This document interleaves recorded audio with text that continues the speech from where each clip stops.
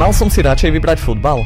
Ja som si namiesto toho vybral florbal. Urobil som chybu? Vždy som rozmýšľal nad tým, že by som mal hrať futbal. Ale nejako vždy vyhral florbal. Či to bola chyba, neviem. Ale futbal ma nikdy neprestal baviť. Toto je deň číslo 2, čo chceme 3x3 futbal dobehnúť na úroveň 3x3 florbalu a získať 10 000 followerov za 90 dní.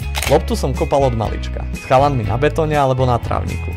Stačilo zložiť školské tašky, spraviť z nich bránky a hrať. Futbal sa hrával všade, lenže potom prišiel florbal. Bol nový, rýchly, taký iný. A ja som sa rozhodol, že začne moja florbalová kariéra. Posledné 2 roky som budoval 3x3 florbal, ale v hlave som mal stále otázku: a čo futbal? Nezaslúži si to tiež? Preto som spustil 3x3 futbal, aby som vytvoril nový pouličný formát aj pre túto komunitu. Zatiaľ začíname. Prvé podujatie, prvé góly, ale cítim, že to má vibe. Že to ľudí baví, že futbal môže byť aj iný vo formáte 3x3. Možno som si kedysi vybral florbal, ale teraz budujem aj futbal. A verím, že to futbalu vrátim.